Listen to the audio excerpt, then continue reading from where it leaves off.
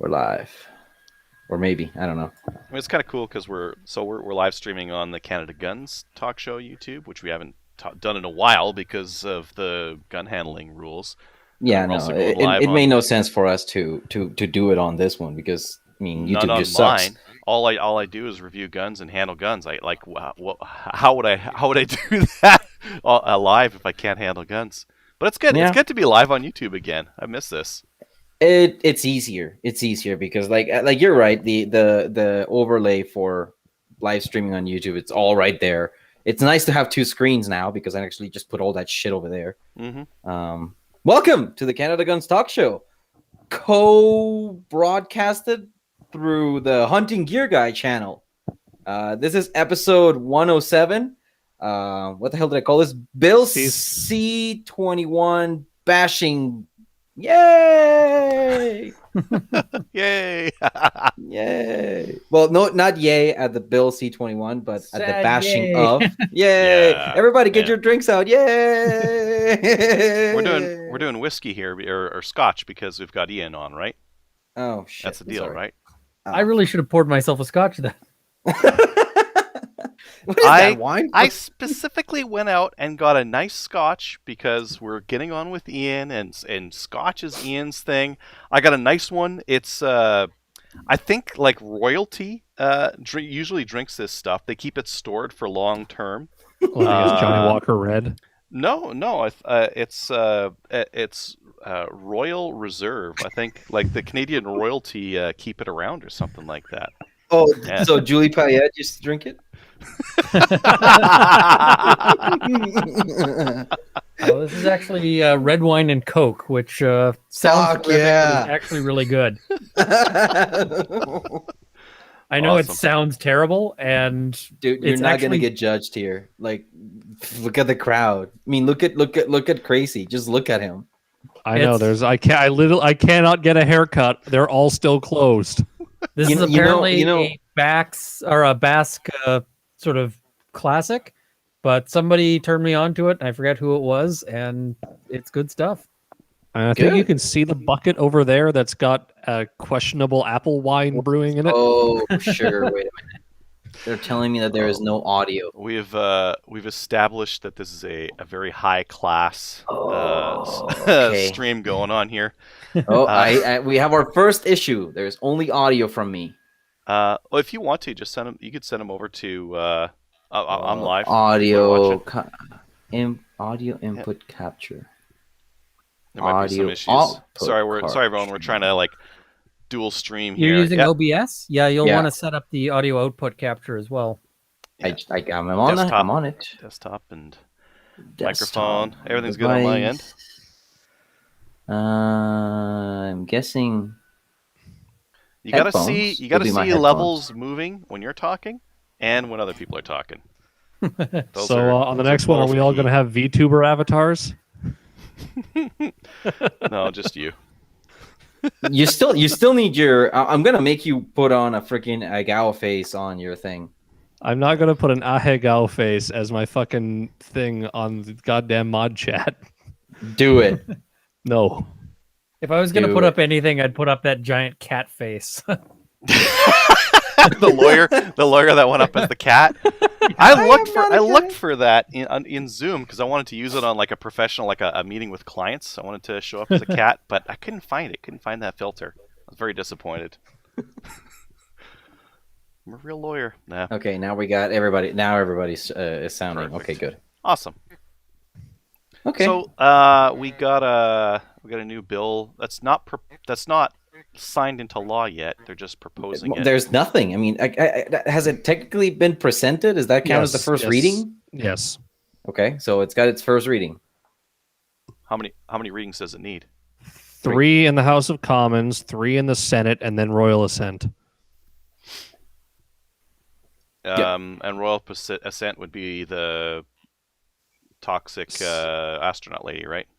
Well, considering she's out, she's so it'll resigned, be so- whatever astronaut Trudeau can find to replace her. We've got one other good astronaut. He plays music. He's awesome.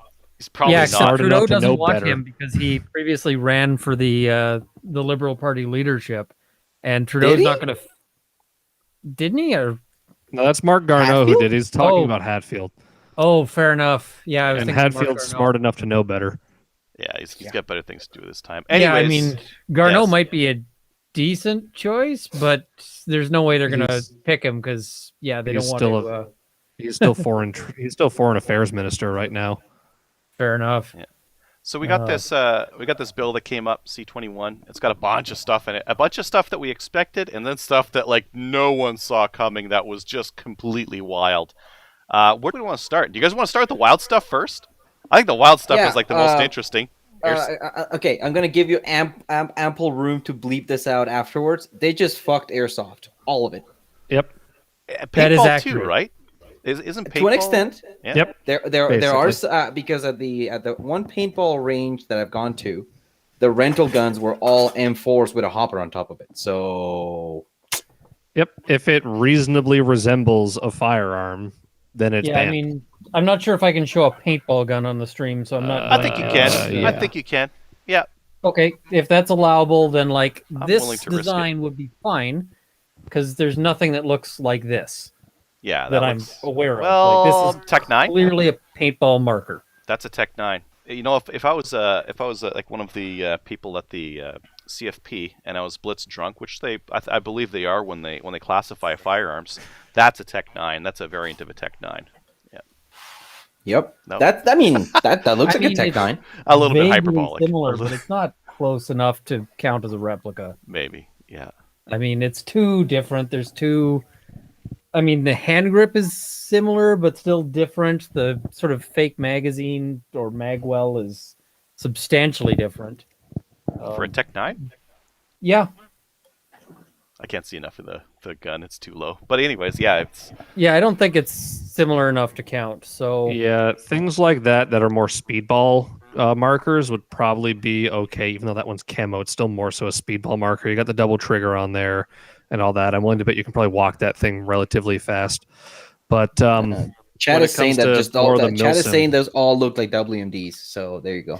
yeah, when it comes to the milsim stuff, because I know that's been getting increasingly popular in both paintball and it's always been the point of airsoft. That's all screwed. That's all totally screwed. yeah, I mean, everything sort of remotely milsim is going to be just hosed, and that's about it. I mean, I've seen people say, "Oh, well, it's not going to be a big deal. We'll just have to, get the British paint jobs." Nah, that's not going to do it. The what's the British past paint jobs? interpretations What's have that mean? basically said that color is not sufficient, because of course you can get, a gun Cerakoted pink or whatever color you want. And in Britain, you will lose your firearms license for doing so. Well, here, there's nothing that says you can't have, a pink whatever. I mean, pink ARs used to be sort of a commonly available thing if you went to the gun store. I Not was so much debating anymore. building one at some point. But I mean, when my wife came into the gun store with me at one point, and somebody tried to sell her a pink whatever, she wasn't terribly pleased with that. She basically said, "Important safety tip: if you're going to hand me a gun, it better not be pink." I think But, that varies. Some women really like the pink stuff, and some of them just hate it. And it's important to know which one you're talking to. Exactly. I think that's one where you would, as a general rule, if you're a guns salesman, start with the conventional, and then move to the pink if they ask about it. Have it on the wall, but let them approach it, because otherwise you just end up looking like you're a See, dinosaur. the thing that people are missing out on is Tiffany Blue. Tiffany Blue is awesome. But like blue guns, for instance, have been stopped at the border, and those are just completely non-functional training aids. I mean, there's sort of two groups of people I know of who buy blue guns, and one is like people who want to do like disarming training and that sort of thing, and the other is like leather Idiots workers like me. leather workers who want to make holsters often buy them because it's a lot cheaper to buy a CZ blue gun than it is to buy the CZ. Well, and you can leave the blue gun out in your garage or wherever you're doing it and mold it. So like Kydex molders or leather or any of that kind of stuff, you can just work with that blue gun as if you were a piece of plastic. It doesn't matter. Whereas a real restricted handgun, if you do any You kind can't of like work leave with it to soak and yeah, mold for yeah, a while. yeah, And also, like if you're working with wet leather, because molding it is usually done with wet leather. I say usually just because there might be some weird circumstance. I mean, you don't want to do that with the actual gun. You're going to cause problems if you're just like, well, let's cover this in soaking leather and leave it for a couple of days. So it, those have been stopped at the border as replicas. yeah. Yeah, So airsoft. So, what they said is any airsoft gun that is a replica of a real gun, of a non-restricted gun, or a gun that fires above yeah, 500 FPS, anything that's a replica of that, those airsoft guns are now banned. They're all prohibs now. What can you even do with them? Do you have to lock them up and put them like? Because I'm thinking about an airsofter that isn't also a firearms owner. If they've got that gun, what do they got to do? Lock and key, trigger lock in a safe, or trigger lock it in a case and lock the case? Was there No, even a here's the fun provision for thing. grandfathering in that? They've said Nope. in their public statements you'll be able to keep them, but there's nothing actually written into the law that says that. And the other thing is, if it's a defense that you had it beforehand, how do you prove that? How do you you're going to end up getting arrested and charged if they find this. So it's not a safe thing to have in any sense. But there's nothing that I can see in the law, and I might be missing something. I'm going to check with some other people I trust on, this kind of issue. But I don't see anything written into the law that says that you can keep it just because you had it beforehand. The Liberals have said that in their press releases, but my reading of the law, unless I'm missing an exception somewhere, which again is possible, it looks like what you're going to have to do is not lock it up in a safe, but destroy it. I don't even think there was anything in the provision that allowed you the grandfathering of the May 1st bans. I don't even think they had anything in that. And if they did, then theoretically to keep this, you would have to go and get a restricted license according to them. Go do your RPAL course and apply to have your airsoft gun registered. Even there, I mean, it doesn't let you have a prohibited device, which is what we're talking about here. Yeah, but I mean, like that's the only place in it that it mentions grandfathering ownership of a prohibited anything is in that. But I don't think it mentioned anything about the airsoft guns in that. So yeah, I mean, the thing is it's specifically out of that, so you wouldn't be grandfathered. It would just be a situation of these things are now, they've basically turned into the equivalent of heroin, and you can't have them kicking around for, actually no, heroin is a lot easier to possess because it's theoretically possible to have a license, a prescription for that. So people in the YouTube chat are comparing us now to a bunch of different countries. I'm seeing the UK and Japan. Not quite there, but we're actually getting at this point very close to Australia with this law. I mean, the thing is Japan allows for airsoft. For airsoft. There's Japanese airsofters. There's and people were mocking the Australian gel blaster bans, but guess what? We've just joined them.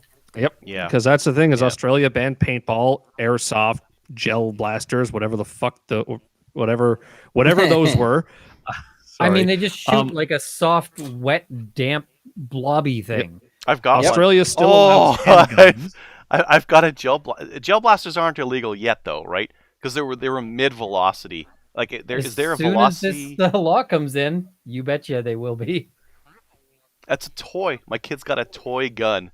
It's like an M1A lookalike, but it's a gel blaster. So what does this affect Nerf darts? If you get a Nerf gun that looks too realistic. Well, funny thing is that was already covered. But I mean, the thing is, this is going to end up hitting a whole lot of people who, when we think about it, are not the kind of people we want to be prosecuting. I mean, what they're going to end up catching for a long time is, kids and teenagers and adults who just, are playing games. This is, we are criminalizing some of the dumbest stuff to criminalize here. And, they're going to, not just that, but they're going to bankrupt a whole lot of people. Yeah. I mean, I'm going Yeah. to probably have to go bankrupt keeping my handguns because I know City of Toronto is going to try and ban them, and I'm not going to give them up to them that easily. Vancouver beat you to the punch. Vancouver was the first municipality that went, "We're doing it, yeah." Well, let's Toronto's talk been about saying that one. it since before this even Well, no, happened. this was after the announcement. Everybody knows Toronto wanted to do it. Yeah. Toronto said it right after the announcement as well. John Tory was going on, going, "Yes, we were blah blah whatever stupid crap." Vancouver's got better PR. Why don't we talk about that? So that was another thing that came in. We kind of expected that one though. So this one was the federal government is attempting to give municipalities the power to ban handguns in their jurisdiction, which would be storage and transport to those areas. So local municipalities would be able to just put a bylaw in, I guess, and then ask the federal government, hey, make sure that no one living here has a handgun. Like, am I reading that correctly? Yep, that's exactly how that would work. Is just the so basically they're using the conditions section, and they're basically saying that this is an automatic condition to every license that you have to not store a handgun at a place other than a business that is the holder of a license that authorizes it to store, various firearms. If the bylaw is in force, and similarly must not transport it to or from a place within those boundaries, other than to or from a place a peace officer, firearms officer, or chief firearms officer is located, to a port of exit to take it outside Canada, or for a port of entry in order to bring it inside Canada. So the reason why they put that is because airports are a thing. And, didn't think about that. If you're flying to an international competition or something like that, that's kind of a thing. But note that it's to take it outside Canada. So that might not cover, for instance, flying from, Maple Ridge. You probably are driving into Vancouver if you're flying, from Maple Ridge to Toronto outskirts. Then you're going to, have this issue of taking it to the airport in the meantime, and whether or not that counts. There's also the thing of I'm not sure about airports in other municipalities, but technically Pearson Airport is mostly in Mississauga, but partially in Toronto. So when it comes to that, then whose bylaw applies? And is it only like when it hits the certain edge of the airport that's Toronto that it applies to there, and the rest is under Mississauga/Peel region? Like, yeah, which municipalities are likely to enact this? So some of the municipalities are definitely going to, and have said so online and in with press releases and whatnot. Which municipalities are likely to enact a handgun ban? Toronto, Vancouver, are two of the ones that we mentioned so far. I mean, you're going to see it in a bunch of like little odd places here and there. And what it's going to end up meaning is basically punting a bunch of people out of their homes. Like, one of the best things about Canadian law in general, the Canadian criminal law, has been that we have a federal criminal law, that's federal power. And what that means is that you can know what the criminal law is, generally speaking. But, and that we don't have like what the US has, which is like these piecemeal, criminal laws depending in very different places. I've seen so many people trying to advocate for that kind of piecemeal thing, and I'm just like, do you realize what that would end up causing in this country? Well, for myself, like if I travel for competition shooting, I go and shoot 3-gun and IPSC and that kind of thing, and you do so. Frequently, what happens is you go to hotels in some of these different places that are closest to the range. I guess it's possible you like within province you don't really need to get a lot of the paperwork done that you do if you go cross provincial, but it's possible, I guess, that you could potentially go to a hotel in a place that you're not supposed to and bring your handgun, because like within the confines of what our ATT allows, that is possible. Like you could be that could be your reasonably direct route to the to that match. And you can break the law accidentally. I mean, it's just you send it to me. How is it that you put it? Floor is lava. PAL edition. our PAL edition. The floor is lava. Our PAL edition. Yeah. I mean, the other thing here is just going to be a big constitutional problem because this seems to be an intentional effort to transfer criminal law power to municipalities who are not supposed to have criminal law power. That's not how the Constitution's supposed to work in terms of the division of powers. So, I mean, municipalities have municipal powers, and they always have. But to say now, and this was, their public statements have made it clear that was what the goal is we want these municipalities to have these criminal, powers. So, yeah, it's They do it in the U.S. I know I'm not the only one talking about challenging this if it gets implemented. Specifically in Toronto, I was on a Discord and someone else said he's already hired a lawyer, got him on retainer, and has a particular Supreme Court case about what authority municipalities actually have, that they're going to argue that whatever Toronto tries is against the Supreme Court decision in that case. Yeah, I mean, it's this is going to be interesting. I'm trying to see if I can get. I'm sort of reaching out to some sort of constitutional law experts, because I have some constitutional law expertise, but the division of powers stuff is more interesting. So, and just see if I can, if one of them wants to come on the show to talk about it and their thoughts. And they may agree with me or they may not. But that's this, I think, is going to be a big issue. In terms of the absolute crap show this is going to cause in lawsuits, I'm going to file one. My parents are probably going to have to file one. There's still at least 3 gun clubs in Toronto who I expect will probably also file them. Flaherty's will probably end up filing one. I expect North Silva probably will as well. Any other gun club in a municipality that tries to do it will probably be filing one. Any gun owner in those municipalities will either file one or join an existing one.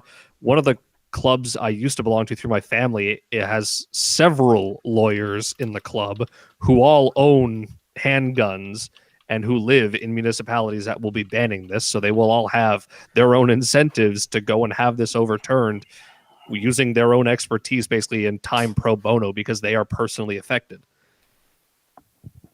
Yeah. So we're going to run into a similar situation as to the May 1st OIC, where everybody and their mother's going to try and jump in on this. Some will do good, some will do bad. But at the end of the day, this might not pass at all. No, I mean, it's not going to pass this time around. What they're going to use this for is electioneering. Mm-hmm. And if they get Trudeau very much wants a majority government. And this is going to be, he's making a play for it. So this is going to be part of that strategy to try to get a majority government, is to throw gun owners under the bus. But I'm hoping that, there's stuff in here that should make non-gun owners and people outside the airsoft community a little worried. Let's get everybody swatted. There's a swatting provision in this. That one's pretty. So for our listeners and viewers right now, like we kind of had red flag laws before. We didn't kind of have the first option. Remember, Adriel, the first option when you call the Canadian Firearms Safety Program, and I know this because this is what I tell my students in the PAL course when I tell them about social responsibilities and upholding the law as firearm owners. Wish to report the first option in the Canadian Firearms Program switchboard is: do you have a public safety concern? Mm-hmm. Press 1 if you wish to report a public safety concern. Very first thing it says. Mm-hmm. Yep. And the other thing they'll tell you if you do press 1, because I've actually reported concerns, and there may be people who go, oh, hey, this guy's a rat. But no, the thing is I've encountered people who have claimed to be firearm owners who really I am concerned about. And so my thing is that for the benefit of the rest of us, it doesn't help us if there's these people running around potentially being a problem. And in fact, what we see whenever we see these situations where, Like Wortman was reported by like everyone who knew him, and the police did nothing. Yeah, You know, right. like But, they had, so, by the way, you're speaking about the Nova Scotia massacre guy. That's who so- Wortman is. That's the guy that went and killed all those people in Nova Scotia. He Yeah. had so many things under his file, so many reports, so many things but that clearly should the have caused problem something. is, is that other Well, people are, and in three gun, and the not that ironic the thing police is, failed to do minimal things there.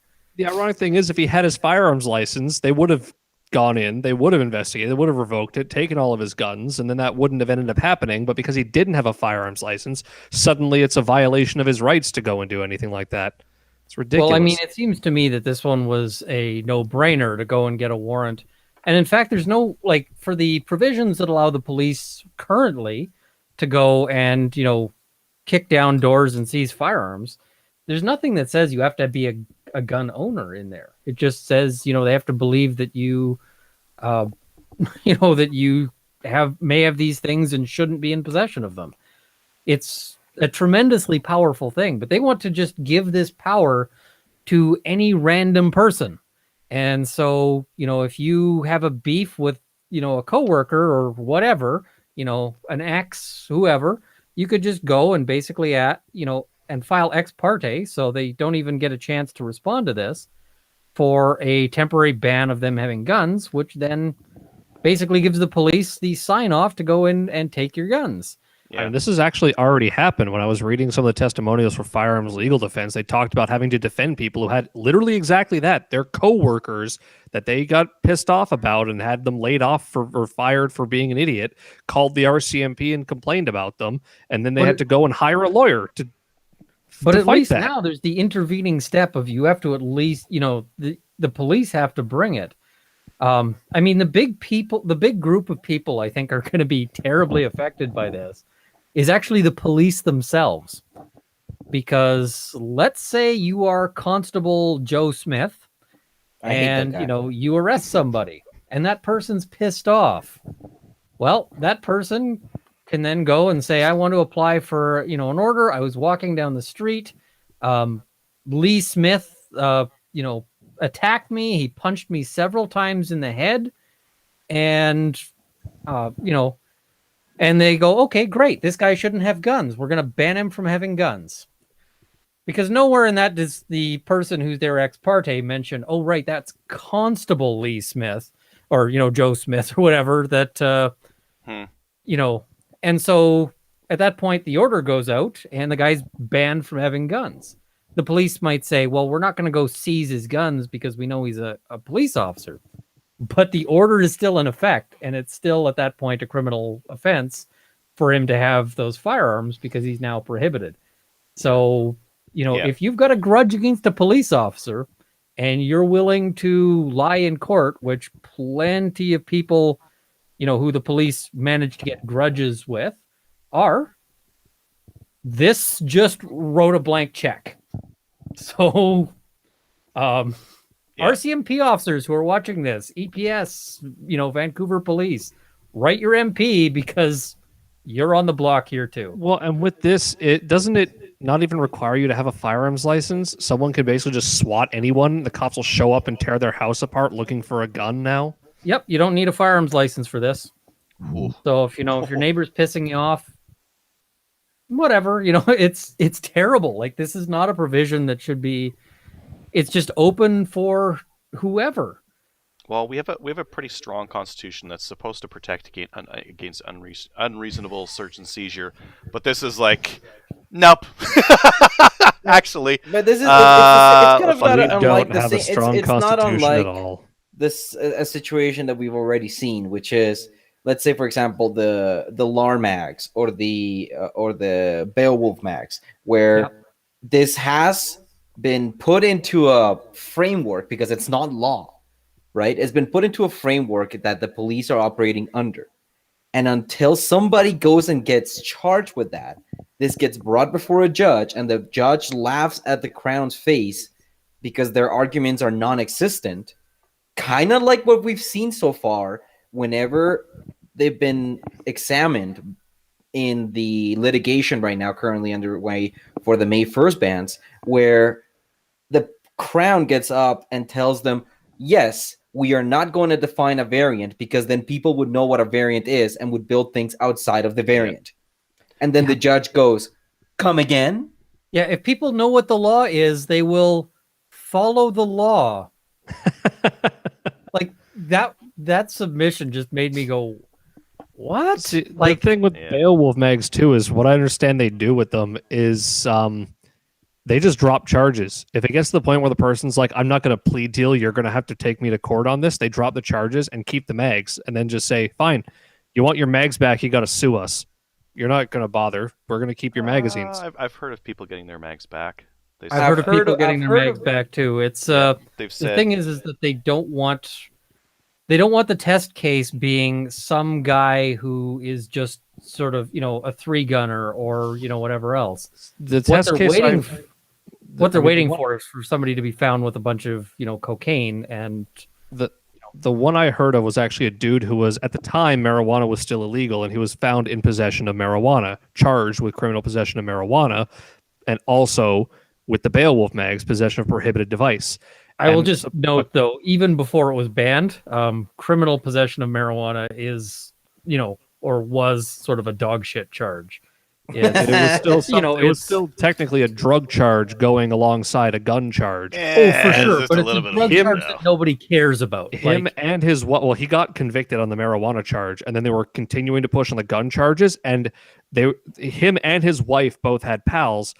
They apparently threatened him that if he didn't take a plea deal on the on the Beowulf mags, they would charge his wife for possession of them as well. Hey, and his response. Do I have a video on just that topic? Yes, I do. Yes, you do.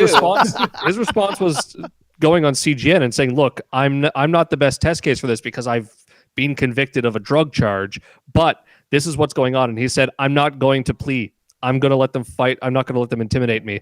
And what ended up happening with him is his wife was able to keep all of his guns somehow, but they kept his Beowulf mags, and they just dropped the charge when he said, "No, I'm going to just fight this." They dropped the charge for the Beowulf mags, but then said, "You're not getting them back." And here's the thing. I mean, they're not looking for the Crown and the police are not looking for a test case of guy who has a little bit of weed or even guy who's got a little bit of fentanyl. What they're looking for is guy who's got, a whole bunch of cocaine and a whole bunch of heroin and a whole bunch of with fentanyl. A gun with a Beowulf mag. 60 guns and, a hit list of his enemies and that sort of thing. They're looking for somebody who... That kind of guy's not going to have a Beowulf mag, though. He'll just have regular mags. I mean, that guy has just got PMAX with a rivet out. That's why they're having trouble finding this case. Mm-hmm. But, that's what they're looking for. And that's what they'll take to court is that guy. See, but the issue with that guy going to court there is a bunch of those charges will get pled out. They usually end up doing that. Or maybe they fight it tooth and nail. I mean, it happens that, that's what they're looking for here. Yeah. So, what else do we see in this bill that here's what they decide. No, this is the thing that I want to bring up. This is what they want to do now that they've pulled a framework together for what will happen if you don't turn in your guns. So the buyback, whatever that is, whatever nebulous amount that they're going to give out, I've heard speculation. I don't know if anything's concrete, but they're going to give you the option of turning your guns in and getting some money. If you don't, here's where the fun begins. If you don't turn in your guns, you're going to have to register them. That is, the non-restricted ones are going to be registered. But if you're registering guns, that means you have a restricted license. So you need to have a restricted license if you're going to register your non-restricted guns that turn prohibit. But if you're going to register those non-restricted guns that are now prohibited, you need to store them like restricted firearms. So you need to get a safe. If you hadn't needed to get a safe, now you need to get a safe because restricteds have to be in the safe. They just can't be trigger locked and left under the bed, which is a legal thing to do as long as they're unloaded. Now they have to be unloaded and they have to be in a safe. And the real awesome part about this is if you don't get a restricted license, it's pointless for you to register them. And if you can't get into No, a restricted course, I disagree. I don't think it's you're going to almost need the restricted pointless. license, but I'm going to have to reread it again. Well, you need a restricted license. That is if you want to grandfather, but it's almost pointless to do that because what do you get to do? You get to Nothing. You get to store Nothing. them. That's it. Nothing. So if you have And you can't pass them an down, not like the AR-15, other prohibs. Yeah. So Now, it's just done. you just get to hang on to them. That's it. They still have to stay double locked. So you go through. Let's say you had a Stag Arms, a Stag 10 that used as a hunting rifle, your 308. That rifle's now prohib. Yeah, you can go get your RPAL, but you still have to keep it locked up in a safe or trigger locked and case locked and following all the other requirements. So there's not really much of a point to do that other than if you think the Conservative Party is going to get in and overturn this or completely change firearms law in Canada. You have to believe that to even bother hanging on to it. Otherwise, there's no point. But like the government doesn't know about these. If you're, yeah, and that's the biggest thing. This is just like the long gun registry. It is. It's when a the new long gun registry. when the long gun registry went poof, suddenly there were a smack load of guns that were not registered that are now out and about. Mm-hmm. Nobody that wants to do this, that wants that spotlight on them, is going to do it, because why would you? No one knows this thing was in your possession. Nobody. Okay, if you had a sales receipt saying that you bought this gun, that's the end of the trail. Sold it. Yeah. There's no tracking on it. Taking the words of Ian here, why are you talking to the police? Shut up. Now, I'm never going to recommend anyone do anything, criminal, but I mean, they are going to have a tremendous enforcement problem, largely because I think a lot of the people who don't go, talking to the police about, looking to get grandfathered are going to be people who just don't know. There's going to be a lot of people sitting there with their, big, large caliber hunting rifles that are now over 10,000 joules who don't really think about that one. And, when I worked at a shop, I still had. When I worked at a shop, got a Mini 14 in the back of the barn. Well, I mean, the thing no one's talking about is just how popular the Mini 30 and the Mini 14 are on some reserves. Because, and a lot of people on these reserves are not necessarily going to be aware of, what's going on here, because it's just, this is my hunting rifle. And especially because the messaging on this has been, oh, you can keep your guns, if you're an Aboriginal hunter, which is only very limitedly true. Mm-hmm. They're going to end up getting a lot of people on reserves just, who weren't aware of the fact that they've been targeted here. I mean, well, even beyond that, when I worked at a too, store, right? when I worked at a gun shop, like there were people who would come in regularly who have had guns since the 70s, didn't have a license. They would come in and they would ask me, "Oh, I heard some laws changed a while ago. I got my guns back in like '85, but what do I need to do to like go hunting nowadays with them?" And I'd have to tell them, "Well, do you have a gun license?" "Oh, no, I haven't had an FAC since like '89." And I'd go, "Well, to even possess a firearm now, you need a license." And these people, they had no idea. I'd have like a couple people, at least a month, come in who had no clue they needed a license to own the guns that they already owned. Mm-hmm. Yeah, it's going to be a large issue there. People just not knowing. I mean, the language around this is that this is an assault rifle ban. So you think like, oh, my assault weapons. My gotta use the right terms. Fine. My Duria shotgun is fine. It's not an assault rifle. It's not a rifle at all. It's a shotgun. I have a large caliber safari hunting rifle for a Ruger number 1 and 460 Weatherby, but that's a single shot rifle. That's not an assault rifle. That'll be fine. But like all these other things have kind of been captured by this legislation. I mean, if you put out legislation that's like, we're going to stop race cars from being used on Canadian streets, and you had dump trucks in there, like someone would be like, whoa, your legislation is messed up. Like, you're talking about race cars and you got dump trucks in there? There is some serious stuff that's wrong here. They'd talk about race cars. They'd ban the Honda Civic in it too. Yeah. Yeah, or like Yeah. this Because is like it's readily adaptable to be a street racer. a race car. It's kind of like uh, the Patriot Act. The Patriot Act was like, oh yeah, Patriot Act, yeah, America, but it was like this is serious government overreach, like blanketed with this name that is not applying to it at all. And this kind of seems similar to it. Now, I mean, like I think you were mentioning early on, Ian, all this like this is a mess. This looks like it was not really well designed legislation, which maybe they just didn't care about it. Maybe this is just like this is a political trap for the Conservative Party to fall into, because there's been a couple of things that they've added into here that would make for a really compelling story. Story would be the Conservatives like, oh, we're going to repeal C21.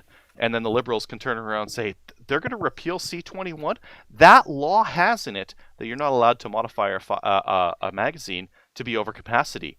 And I mean, you're if missing it was a impossible to you're do that missing one of anyway. the biggest tentpole talking points on this, which is this law is made to protect women. You want to repeal this law? You hate women.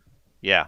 I They've, mean, they've the put thing all is sorts that- of traps in it to try to make for a very bad story for the Conservatives if they try to repeal it and try to like make up, oh well, people will be rolling around your Walmarts with like drum mag AK-47s if this is repealed, and other such nonsense. You know it though. You know, Krazee. Like the last time with C21 they were talking about, and before when I know that with when the Canadian Tire parking lots for you can bring your handgun to the hockey arena. Oh yeah, but by please, I mean please, I want to roll up to my Walmart with the AK on my back. Let me, please. I mean, jeez, you see the people in Walmart? if you wanna sling your Valmet and walk into Walmart, that's legal. It is. It's unloaded. It's legal. But you're still gonna meet the tag team. Yeah. The legality on that gets really sketchy. It's legal for me to walk around downtown Toronto with a Tavor on my back. That one I know for sure. That is one of my to go favorite into questions. a place is debatable. If there's a cop in the PAL course, that is one of my favorite questions to ask. Okay, let's put our shotgun unloaded on a gun rack in the back of my pickup truck and drive through downtown Calgary. Is that legal? And you just see the sweat start pouring down their forehead. I mean, so it is. Yeah. So we've been talking about like some of the various things in here. There's a couple of more things that we could get into. Is this going to pass? Is this just a trap for the Liberals to shore up support to say the cons are going to allow roving maniacs with AKs around and people to carry? Like I was listening to a CBC thing where they had a criminologist from Simon Fraser University who did not understand this stuff at all. He spent 1 hour researching. He said, I spent 1 hour researching this beforehand, and he came in and he didn't know anything. He was talking about people, you don't need to own and carry handguns around in Canada to carry handguns. So is this just a trap? Is this just the Liberals gearing up for a summer election push while COVID is still around? Because like a lot of our provincial governments have been doing. That's what I think really this what is. they're doing It's here. electioneering. This is electioneering because they know it can't go through yet. I'm wondering if that criminology person was one of the people who taught me any courses when I was at Simon Fraser. But sounded pretty old, and he did not in English, and he did not know what he was talking about at all. All. Every sentence had like 2 or 3 things by callers. Yes. Didn't a bunch of people call in and just shred him? Oh, he was just wrong on everything. Every sentence he said, it was like, well, oh, that's wrong. That's wrong. How many factually incorrect things can you get wrong in one sentence? Anyways, that's the CBC, and that's to be expected. But I mean, if they wanted somebody who is knowledgeable, I'm not hard to find. Wait, let me tell you, Ian, if we ever get a reporter watching us, oh boy. Oh no. I mean, the thing is that, I'm always careful with my public messaging not to be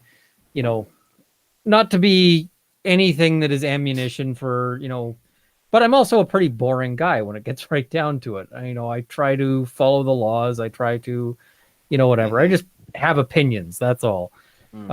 but I'm not ever up to anything sort of no good.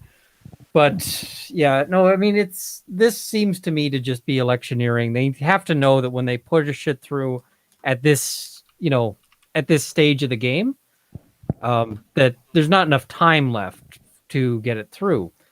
But, expect this to come back. I don't think it's any coincidence that we see that the poll numbers have been dipping because of, problems with what do you call it?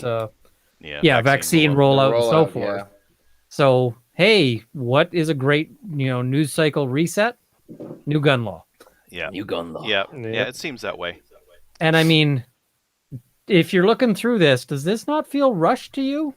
Feels rushed to me. I mean, Right? the most ridiculous thing that I'm thinking of with this is whether it will be the bill that causes an election before the Liberals even call it, because the NDP and Bloc have both said in the past they will not support the bill unless the confiscation is mandatory. So if they're both willing to stick to their guns on that, gun control will cause an election in Canada, because this bill is inherently a confidence motion because it deals with the appropriation of property and finances. I saw that the Bloc isn't going to support this because the handgun ban is at the municipal level. And I can understand. Well, and the I predicted that beforehand. You did. I had that video on municipal gun bans, and one of the things I said is that the Bloc is going to hate this, because the one thing the provincial government of Quebec does not want is a federal government end run around their powers.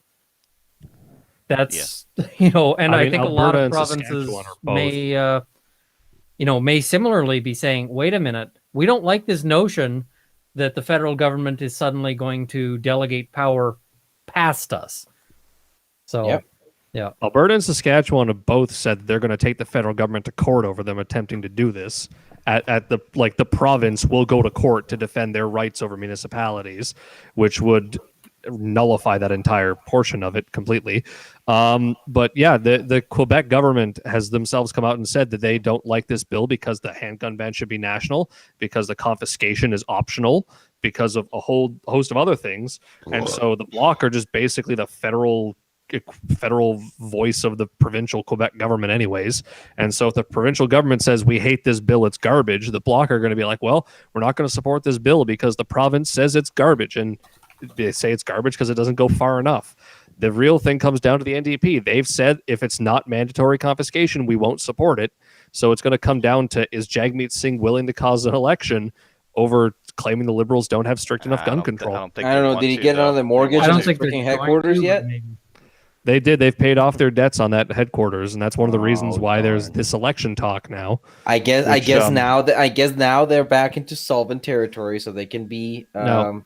What do you call it? A lot of people might have heard the rumors of the election, but there was some fairly concrete statements made in the Toronto Star that they got from Liberal insiders as to the timeline of this.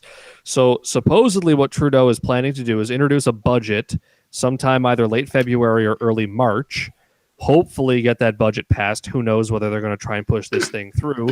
In terms of this gun control bill, they're not going to be able to push it through as quickly because the Conservatives are going to be able to stall it in committees for a very long time. But the Liberals are going to try and shove a budget through probably as quickly as they can, and then call an election in April or May for early June. And that was the exact timeline they were stating, is that they want an election in early June, and they want to call it in late April, early May, in order to give the 36-day required election cycle for that election. And that they were saying it's going to depend on that the Liberal team is going to choose whether to call that election depending on how the vaccine rollout is going and whether or not they meet vaccine delivery targets for March. Well, and whether the NDP has the money to put towards an election right now, because that was the risk with the last one. That's completely irrelevant to this, because this was Justin Trudeau can go to whichever justice is currently acting as Governor General and just request that they dissolve Parliament without needing to even pass a confidence motion. So this Toronto Star article was talking about the Liberals were going to go to the Governor General and call an election without a confidence motion. So they wouldn't care what the NDP is doing or anyone else is doing. This was their plan for an election all along. So all this crap Trudeau's been saying of no, we don't want an election, no, there's no whatever. no, He's been lying through his goddamn teeth the whole time. If there's one thing we can be certain is that Justin Trudeau has no morals. So As a move on politician, past that. Politicians do all do the same thing. Their job is to get reelected, and that's what they're trying. Oh to yeah. By the way, let me interject here momentarily to get you a message from the mod team. Fuck off. Carry on. That's a Reddit mod team. Yes. They care about you, but fuck off. Oh man. By the way, Chris, Krazee, how did you find your first poop storm? I mean, technically, my first poop storm that I really moderated wasn't even this one. It was the Wolverine supplies announcing the CCFR didn't get the injunction thing. That was basic. That was merely a poop storm. This was like I mean, I had to see with this one. There was I think a lot fewer things that like. Partially because it happened while I was at work, so I couldn't really be on moderating it too much. But with the other one, I had to basically delete half the goddamn thread. Like half of the posts on there were some absolute garbage, and people accusing the judge. We didn't get that many crazies. We just got a lot of angry people that we had to pull their comments because. No, I got people like when I warned them, if you go and question the impartiality of the judge, you will be banned. And I kept having to remove comments and ban people of people who were like, this judge was paid for by the Liberals. They bought them out. They sold themselves out to whatever. And I'm like, you absolute donkey. Shut up. Shut the hell up. No, they didn't. No, you. So why is it important to mention that, Krazee? Just so everyone else knows. For the impartiality of the, well, for one, you're accusing the judge of a crime. You are slandering the judge by accusing them of committing a crime, which is something you can be charged, you can be sued for. And second, it's a matter of public opinion and optics here. Like the judge is. There's a lot of optics involved. We have.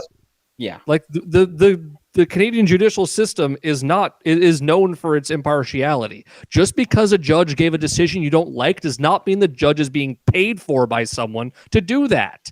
The judge came to that decision based on pre-existing evidence. They demonstrated in their reading, no matter what your opinion is, that they actually had a grasp over what they were ruling on and why they ruled the way they did. Just because the ruling was something you didn't like doesn't mean the judge was not impartial in doing it. And if you actually have any evidence to suggest the judge was not capable of being impartial, I suggest you bring it to the lawyers who are bringing this suit up in federal court, because they are really going to want that proof. But without that proof, you are slandering the judge and tarnishing the image of gun owners across this entire nation by doing so. So shut the hell up. Ian, you called it, man. Injunctions are hard. Oh, that's the thing is, it was a shoot the moon effort, and you're not going to be able to pull it off if you don't try. But everybody involved, was clear this was going to be a hard, sell and a long shot. I am disappointed they didn't get the FRTs stopped, like the FRT bans, because a judge really seemed to not like those. But yeah, I mean, it's hard to say. I mean, the thing is it's just such an uphill battle to get an injunction that they tried. It was a good try. I was really impressed by the council on that one.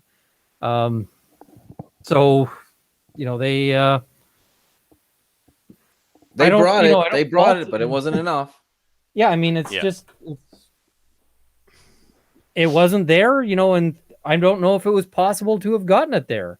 So that's. I mean, I think did their best from your video. there. What I got from your video is like they could have brought in a little bit more testimony, but like they brought it. Like that's it. Like they presented the case. They presented the case, and it was a good case, and it still didn't make it. I've seen so many people are just never necessarily going to be provable. They'll say there's not evidence on this. Well, sometimes you just that's not a thing that you can bring, right? It just doesn't exist, or it's not possible. So Might be able to prove it afterwards, like the damages to businesses. Like they're saying, well, you didn't prove enough.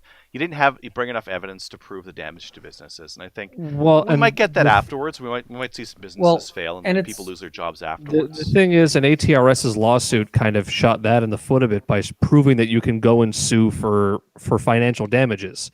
So Well, and the technically, thing those is damages so are long not as- irreparable. so long as these people are still in the are still in business, it's kind of hard to show irreparable damage because that's the They're still key I taking- thing mean, there, people right? people want to persevere. They don't want to shut down.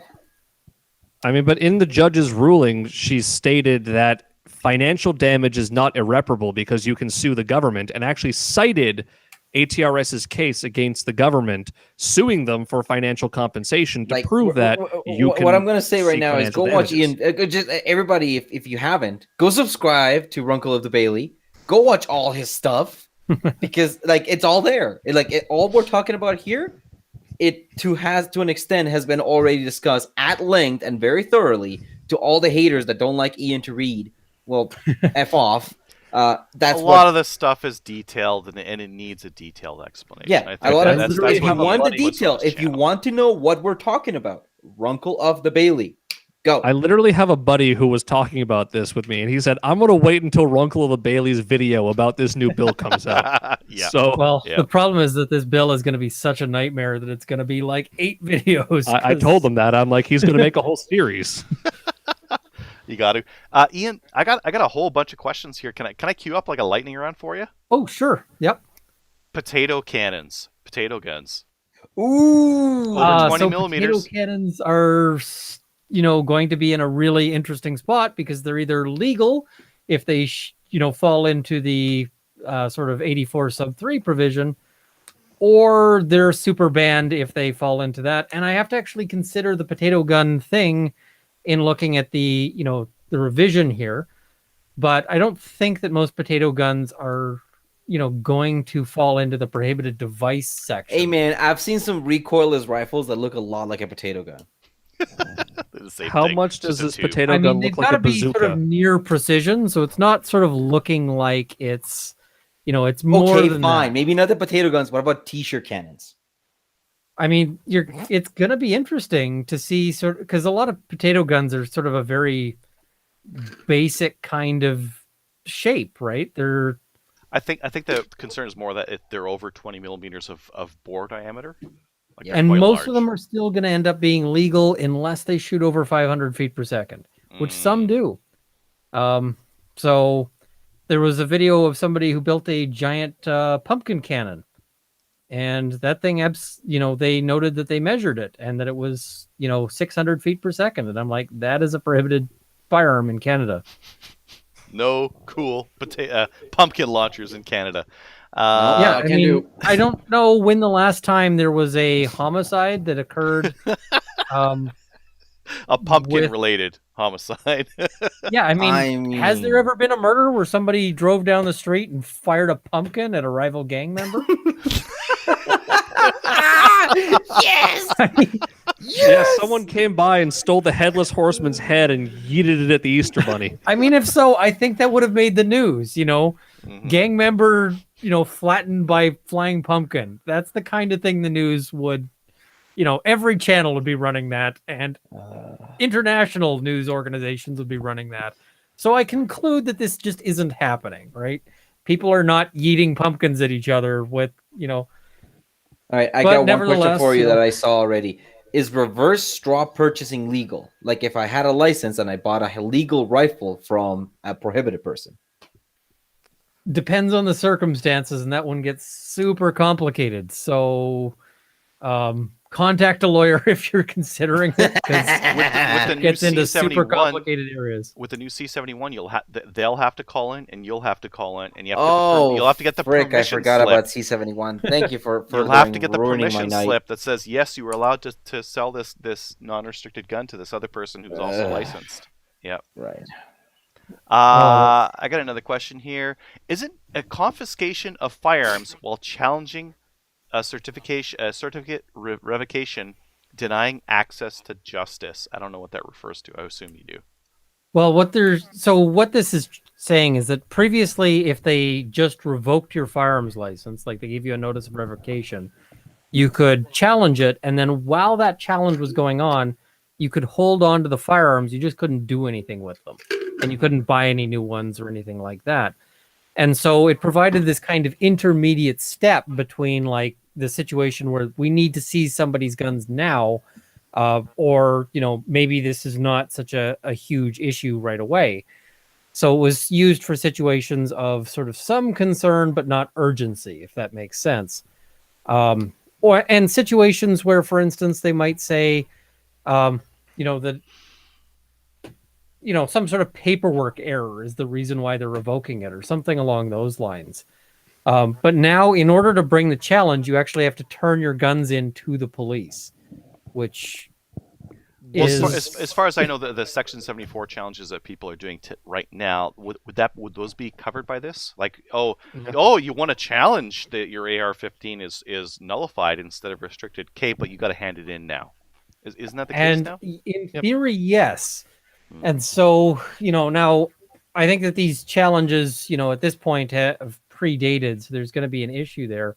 But I mean, this kind of thing kind of brings the issue in, which is like if the CFO says we want to, revoke your registration certificate because we think it's not, that it's not current or something along those lines, and you want to challenge that, then how do you have to turn it in, even if it's a situation where perhaps you and the CFO agree that that you should be able to have it. The example I might give here is, let's say you had a restricted firearm and you modified it in such a fashion that it became a non-restricted firearm, or at least that the CFO believes it's now a non-restricted firearm. Now you think it's still restricted, and so you think you still need a certificate, but they say, we're revoking the registration certificate because it's no longer eligible for one, because now it's non-restricted, which means they think you can still have it.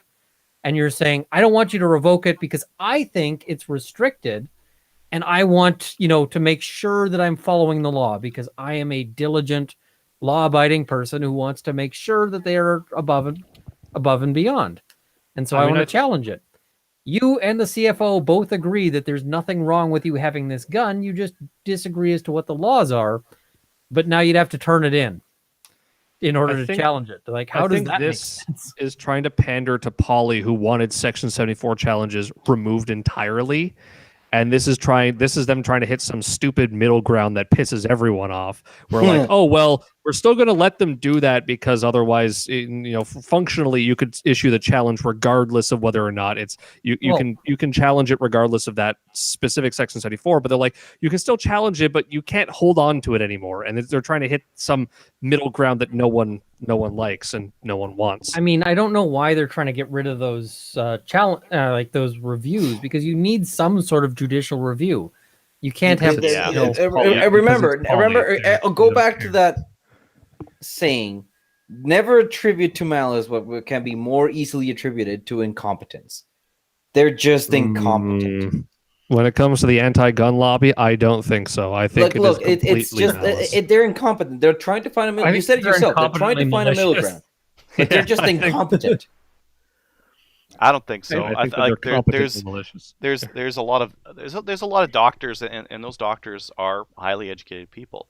They're asking for things like the red flag and the yellow flag laws. Okay, we already had those. We already had a way of lodging a safety concern with someone who had firearms. So this person has firearms, but they're like crazy, or they're part of a gang, or they're going psycho. Like, there was already a way of like handling that.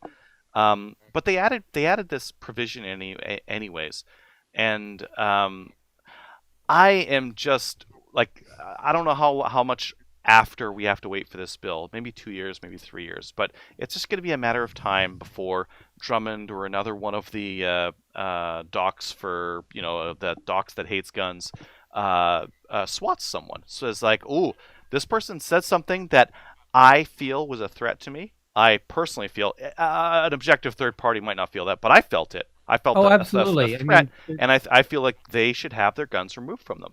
and that's going to be like a method of harassment plus that is Well, allowed by law.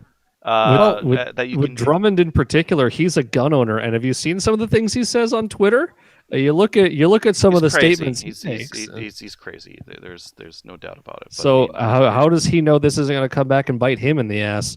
Well, the other thing, so I did a video where I tested various sort of self-defense spray things. I watched that video you said when you explained what happened after. And so what ends up happening is somebody watched the first like 8 seconds of the video and decided that when I said I was going to spray this into cows' eyes, they assumed that I meant that I was going to like drive out to rural Alberta, find a cow, and spray oven cleaner at it.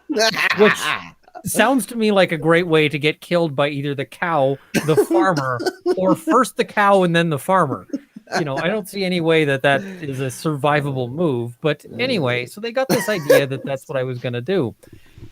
And so they sent me a death threat. And, you know, that's all been resolved. I don't think, you know, I managed to explain to them that this was cow's eyes that were removed from the cow. And, you know, just a byproduct of the fact that people eat cows. So, you know, this was just part of the whole beef industry, not, you know, being some sort of crazy psycho. But I mean, I could have easily imagined this person then deciding instead that they were going to go and, you know, make this complaint and, you know, clip say, it. hey, I take want that little to, clip, take that 8-second clip from the front, introduce that as their proof. Hey, or I've got proof. Don't even bring in the, you know, the video. Just say he had, you know, he did a video where he sprayed oven cleaner into cows' eyes and those poor cows. And of course, you know, whoever's hearing this is going to think, well, that guy's a psycho. And they're not going to actually go and say, you know, and then later on, I'd be saying, you know, well, actually, here's the video and, you know, it's harmless. Like the cow eyeball is just as dead as it was when I started and never experienced any pain on account of it was never alive during any portion of the video.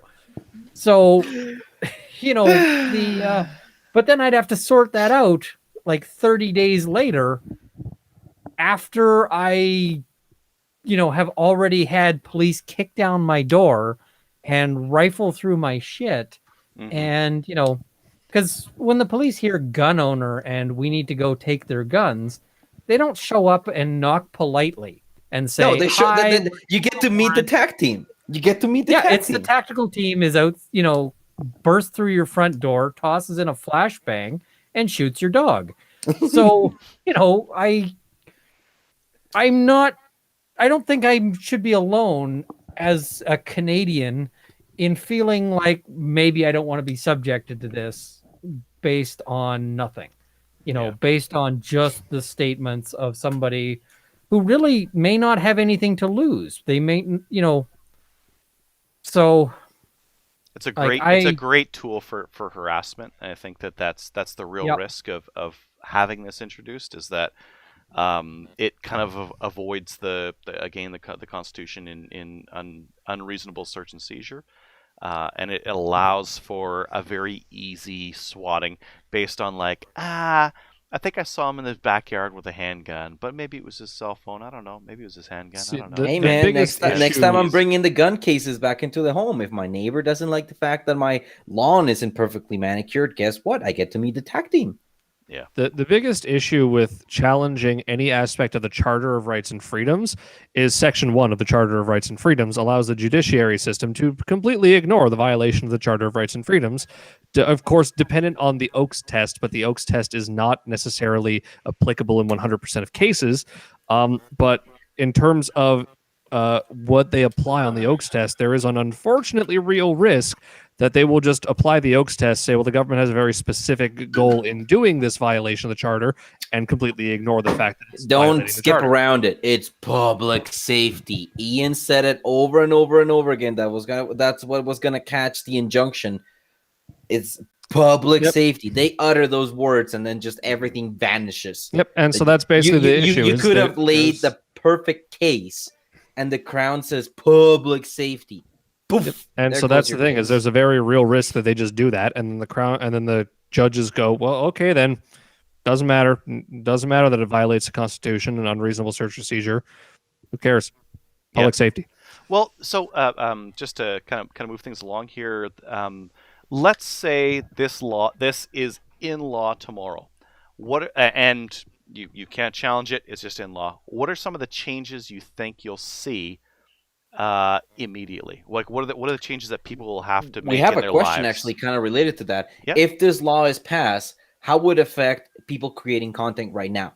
Well, Adriel and I get to buy a crap load of cheap handguns, and people like Krazee get effed. Yeah, because the municipalities will ban handguns, and like we don't know what a municipal handgun ban would look like, but it would probably look like if you're in Toronto, GTFO, get out or sell your handguns, which means that all those people in those large metropolitan areas get to sell their handguns for a reduced price because there's going to be a pile of them on the market. Yep. And I'm Just going like to note receive that, no proper I take compensation. donations of firearms. Same here. That's- I make great content. You can see it by looking at the channel.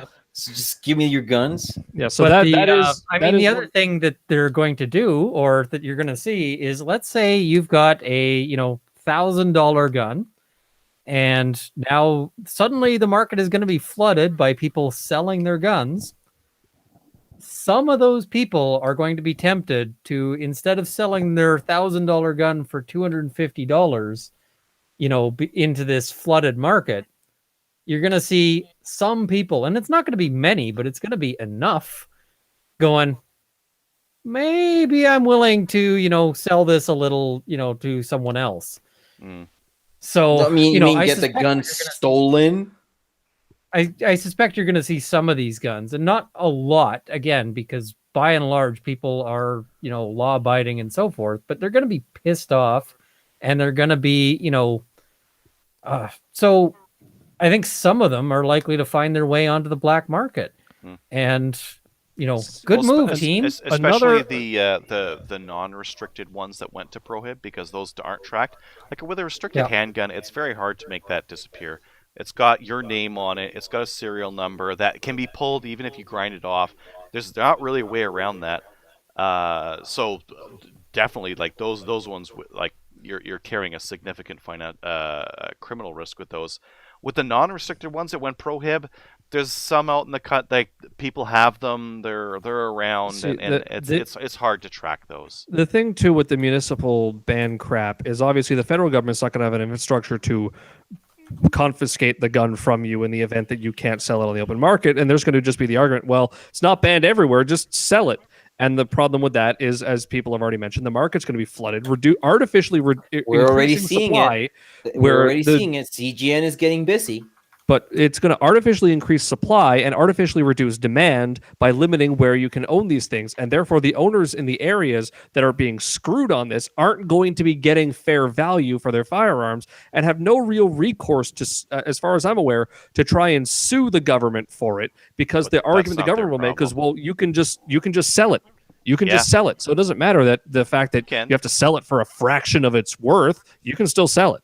Yeah, so you can sell your Shadow 1 for $500 on the market, and it's lower than market value. That's your problem. Not anymore. It's not. That's what market value is. You sold your gun on the open market. Oh, what's that? We artificially reduced the available market we and the market with this. Therefore, your market prices. Yeah. Yeah. The municipal ban is a really good move if you want to divide and conquer, because there's like the cities that are going to be doing this are the biggest metropolitan areas in Canada, the fastest growing areas in Canada, and those are going to be the places where there just aren't going to be handgun owners anymore. There aren't going to be restricted rifle owners anymore, and those people are going to either sell their guns and just move on with life, move on to another hobby or whatever the case might be, or they're going to move out. They're going to move to other areas, and we're going to end up with these extreme examples. Like the difference between Alberta and Toronto is very large. The desires of the voters there are very different, and I think that that's going to make things very difficult for Canada in the future. But it is a voting play. The So Liberal government the needs additional voter support in Toronto. They don't give a crap about Alberta. They're never going to get a spot here anyway. So it doesn't matter how hard they screw us or other areas where there's like high gun ownership, right? So some of the other issues with this as well too is theoretically they're going to have to prescribe through order in council the appropriate way for a municipality to enact the ban. So even if this comes into law, they still then have to introduce an order in council to explain how a municipality can ban handguns. The municipality, there's a 180-day notice to gun owners, theoretically, so you have 6 months to get the hell out of Toronto. But on top of that, theoretically, you could, while challenging that, try and request an injunction claiming irreparable harm. But even regardless, theoretically, because you are challenging basically the revocation of your registration certificates because of your geographical area, you have to hand in your handguns while you are challenging this, even though theoretically it doesn't start into force for another 180 days. From the point Except that it wouldn't be challenging it under Section 74, I don't think. So I don't know if it matters whether it's under Section 74, because I think they just said if you're challenging a revocation, regardless, you have to hand the guns in while while it's being heard. I'll have to check So- that, but I think it's under. Yeah, no, it is under Section 74. Okay, it It's is, not, but then we don't know though whether it's going to be a Section 74 hearing, because it is a revocation of a certificate theoretically. So wouldn't it fall under Section 74? And then you have to challenge the revocation as well as the amendment to your license, as well as the municipal bylaw.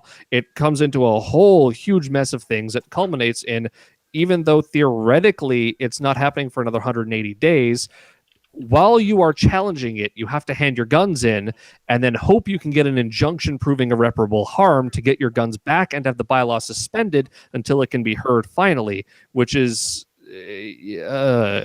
I'm already thinking about how much of a goddamn nightmare this is going to be.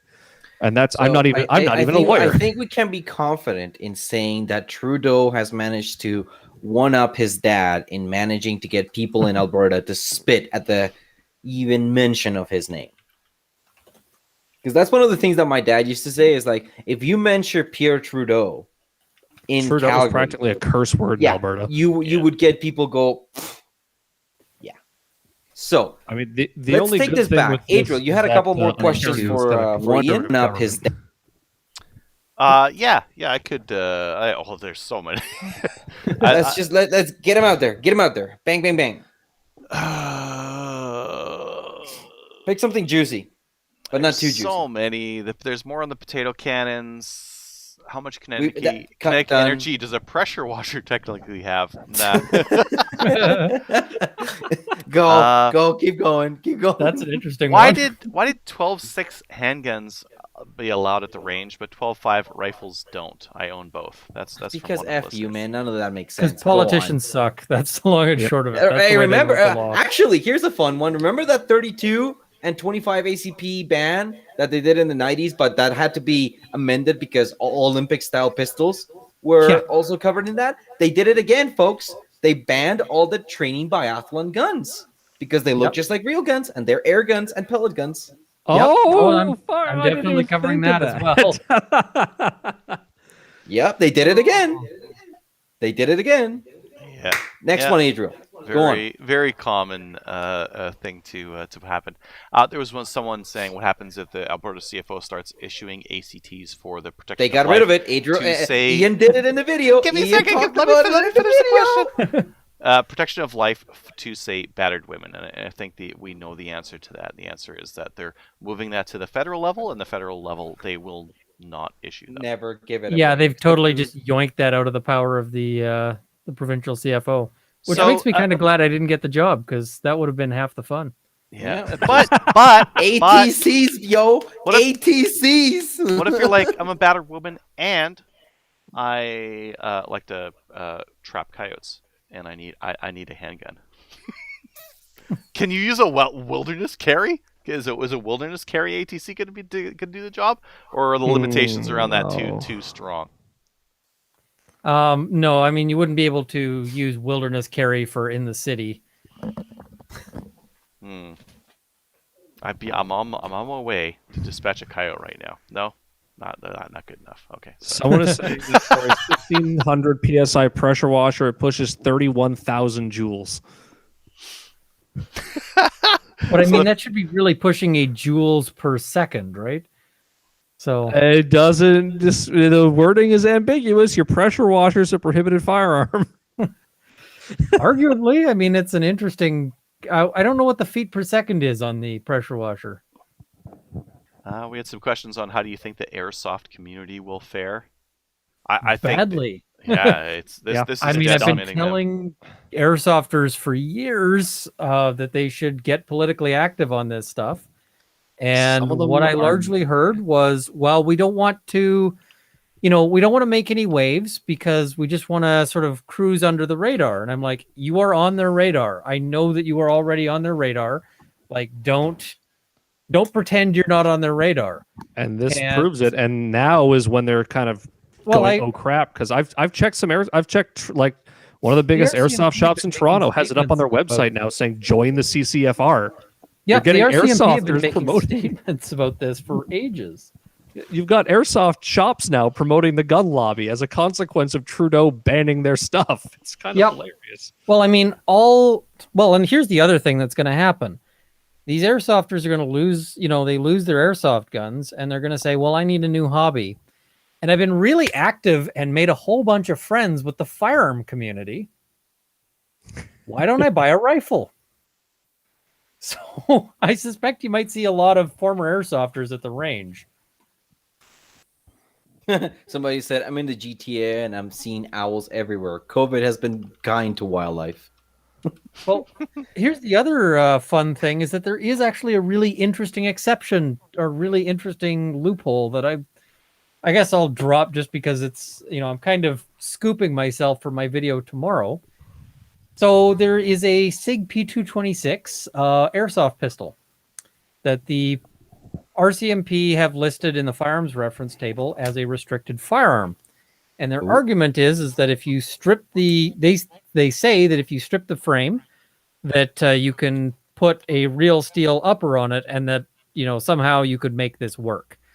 Now, I don't see how it could happen, but here's the fun thing. You could start designing airsoft guns in such a way that they are basically just readily convertible back real steel firearms. I suppose, and so what you might see, for example, and I've tested this out, this is actually pretty funny, is they make little airsoft shotgun shells that use that you fill with carbon dioxide and that then fire out the pellets. And so long as you pad the sort of firing pin on those and wedge them in a little bit with some other stuff, you can fit those into a shotgun, like a real shotgun, so long as you just, you have to shim it and so forth to get it to fit, because they're intentionally designed not to fit very well. But you might actually now see people going to play airsoft with, for instance, shotguns loaded with airsoft because that's the only way to do it legally now. And the thing with that is that's even more debatable in its legality, because at this point an airsoft gun is kind of sort of not a gun, but that one is very undeniably a gun that you're pointing at someone. But and I mean, so I know you had a whole video about how airsoft we're doing is... it safely, and whatever else. It's like, this is bizarre to me. So, but well, yeah, we that's know. one of the things. Have we talked about? Is like, why did they include this? Like all that other BS. They've been basically talking what about it it forever. is the RCMP why did they really target the airsoft? They get really upset because every once in a while somebody uses an airsoft gun to, stick up something. Yeah. But here's the thing. Those people aren't going to stop sticking up stores or whatever else. They're just going to stop doing it with airsoft guns. And they're going to replace those airsoft guns with real guns. The other reason they're doing this is because Doctors for Protection from Guns was lobbying for these kinds of things because of the one child a day shot in Ontario thing included air guns, paintball guns, airsoft guns in the statistics. And you can see right after they brought this out, they tweeted saying, "Good, these are gateway guns into violence." And I was like, about that. The gateway guns. The gateway gateway gun. Pellet guns. Do you guys think the Daisy Red Rider will be prohibited in the future? Yep. Yes, I've yeah. got a gun in my cabinet. It looks just like that thing. Someone pointed out that what was it, A Christmas Story, whatever the hell that one is, where the kid gets the daisy and shoots his eye out. Yeah. That is now the story of a child trying to acquire an illegal prohibited firearm. Oh, what is this? But yeah, gateway. Well, I guess they're not wrong. I started playing paintball when I was 12, and look at me now. I bought my first pellet gun out of a vendor in front of my school in Colombia, and I used it to shoot my classmates. I wouldn't talk about that part. Who cares? None of them speak English. There's None no of them laws in speak English. Colombia. Who cares? Yeah, I mean, like, any other questions, Adriel? nah, not really. I mean, a lot of the questions are things that I think Ian has already addressed or will address. I mean, the new classification of guns that have just been bad have been called, like, really oddly mid-velocity guns. So, like, the low stuff was already handled. The high stuff was already handled. Those are all guns. Anything that's in the mid-range, i.e., like low-velocity airsoft and pellet guns and all that kind of stuff, those are all now banned, or going to be banned. Going to be once this receives royal ascension, if it even does. If this isn't just an election ploy to try to get liberal majority. This is the summary of this. This is, in all likelihood, probably not going to go and become a law. It's going to be used by the Liberal Party as a way to rally their base, to give them money for an election. Say, look, we're trying to pass a law to keep the streets safe. Mm-hmm. And then an election might happen in the summer, and hilarity will ensue afterwards. And they'll introduce something that's weird afterwards. I've actually got two questions here that are pretty good. One, Ian, what's your favorite gun? And two, what should we as citizens do? Oh, so what's your favorite gun? Favorite gun is tough because it depends on favorite gun for what. Mm-hmm. I mean, I have the. There's got to be one. That's the favorite. You're like a parent. You don't want to say like, you know what? I like you all equally. Come on. No, I mean, it's not that. It's just that there's different things that I really like doing. For taking newbies out, it's got to be an old Kui single shot that I've got. Yeah, buddy. I've got a very strong sentimental attachment to a particular 20 gauge. That is the only thing I own that my grandfather owned. I've got my Chiapa Rhino, which is engraved with paid for by the chief firearms officer, and that has a special place in my heart. I've got a what is it? A gun, that's a custom, custom gun there.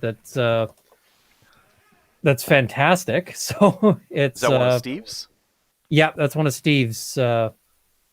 Long range precision rifles.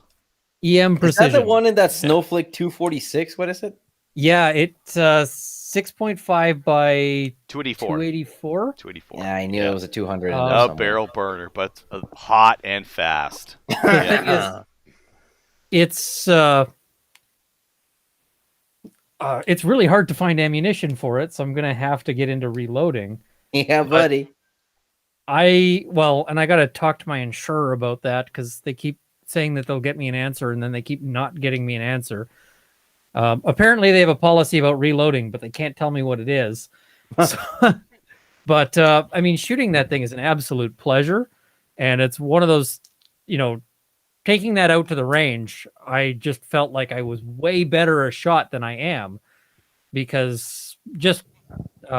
I got a scope put on it from, I think that was Tundra, and they just sort of eyeballed it. I was able to go to the range and put a shot on a steel plate with that, just right from the store. And then after that, just able to sort of dial it in to right dead on where I was hitting. And damn, that's a wonderful feeling. And that's not something I'm a gun lawyer. I am not, John Q. Badass. But when I'm sitting out there and I'm able to, reliably put shots sort of into a tight group with that thing, I was just like, oh, I like this. This is nice. Yeah, it's nice, buddy. It's nice to be able to look through a nice clean scope, slowly press off the trigger, and have that round go exactly where the crosshairs were. That's a beautiful feeling.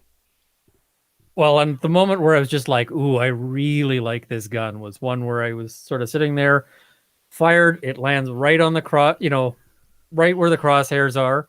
I'm like, okay, great, fire again, and just I can see the sort of lead splatter right on top of the previous lead splatter. And I was just like, yes. So yeah, target shooting is fantastic. I think that a lot of people that are arguing about gun control on Reddit or Facebook and that kind of thing, they don't really understand. They probably haven't been out doing it. Maybe they just haven't had the opportunity to try it out. But it is very much a skill. It's very much like an enjoyable hobby, and like you mentioned, like you get pleasure in some of these little things about the hobby. You go out to the range and you start pumping like round after round, like in the same spot, and like, yeah, man, I'm just nailing it out of the park, hitting the same clay. Flying through the air can bring the same thing to some people. Getting your first 25 out of 25 at the trap field felt good. I will let you know when that happens. Yeah. I mean, the thing is I also find it's really meditative because if you go out and you're full of, being angry or, frustrated or whatever, you've got all these emotions from your life because, sometimes life is stressful or whatever else. You're going to shoot like shit. You've got to be able to let that go and, sort of get into a better headspace.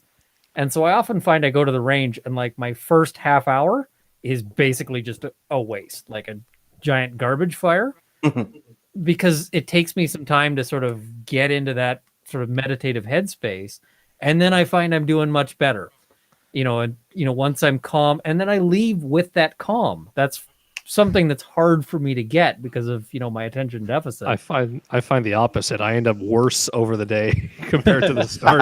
I start off and I'm great, and I get progressively crappier throughout the day. But the whole thing about going there with the right mentality, absolutely. Like the first time I went to the range after moving, I was so worried about a bunch of things. Like the previous night, something had happened that freaked me out, and so I was spending all this time at the range just thinking about all this and that, like basically just like, did I lock the door, did I lock the safe, is the safe open, did I close the thing, the safe is in, and can people see it from the window? And I was so just I was so not there that I was just like about 45 minutes in, I'm just like, I have to go home right now. I can't, I'm not shooting well, and I'm too needlessly paranoid about stuff. I need to go home. Yeah. Well, and the other thing the other sort of question that was had is, what can we do about this? And first, donate to, gun groups as well as the conservatives. I don't agree with the conservatives on lots of stuff, but unfortunately, they're our only option. And, those of you who are talking about like, I'm going to support a third party because the conservatives aren't whatever enough for you. Well, no, I mean, either you want to keep your guns or you don't. And, if you're looking at a third party, it means you don't. That's just the long and short of it. In some areas, going the third party will hurt the conservatives from getting a spot. So for sure, hurting the conservatives is a great way to help the liberals. What last election? What was the PPC cost the conservatives 6 ridings potentially over liberals? Yeah. So I mean, if you're voting PPC, it basically means that you want the liberals to win. If you're voting for the Maverick Party, it basically means you want the liberals to win. Yep, that's just how the math works. You can say, well, that's not really what no, that's just how the math works. The other thing is you don't need a federal separatist party. Quebec has it because they're Quebec. But if you were really serious about Wexit, Do it at the provincial level, because a federal Wexit party is an irrelevant joke. No one is going to care about it. It's not going to be able to do anything. It's going to be completely useless. And you don't need to concern yourself with federal politics if you're planning to leave the country. Thanks, so vote Krazee. in the Wexit party provincially if you want Wexit. That the provincial government's where it's going to do it. Other thing I'd suggest is take somebody new to the range, and especially somebody who doesn't agree with you. You know, somebody who is different from you politically and, you know, maybe looks different from you, because the more people we have who are enjoying going to the range or just understand, you know, what it's about, the better we are. And my sort of ideal situation, you know, some people are like, oh, well, I don't want to take this person because, you know, they're an NDP supporter.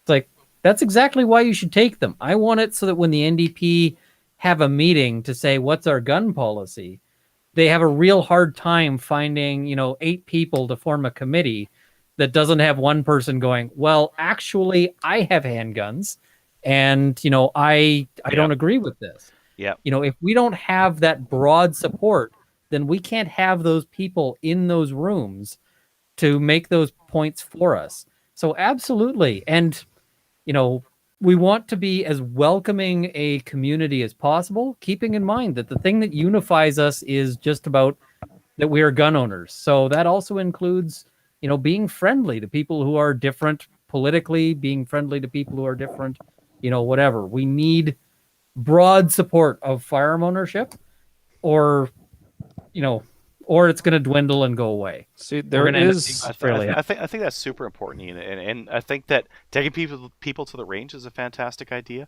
I think that, if they voted for the other guys, you know, it'd hurt us. But please work within. Please, like, go to those meetings, make your voice heard, make sure that they understand that they're hurting their members when they pull this kind of stuff. Because there is, I think, a bit of an issue with the major and 3 entrenched parties. There is the Liberals, you're never going to, realistically, the Liberal Party, you are never going to, I'm genuinely convinced you are never going to convince the Liberal Party to abandon gun control. No matter how hard you try, no matter what you do, I agree with you. You are never going to do that. The NDP, I also don't think you're ever going to do that. And the NDP is increasingly going towards that kind of woke, almost cult-like mentality with wokeness, where if you don't agree with the horde, we're going to shove you out. So if you show, I'm genuinely think if you're going to show up at the NDP thing and say, I own a handgun, they're going to say, get the hell out of here. We don't want you here.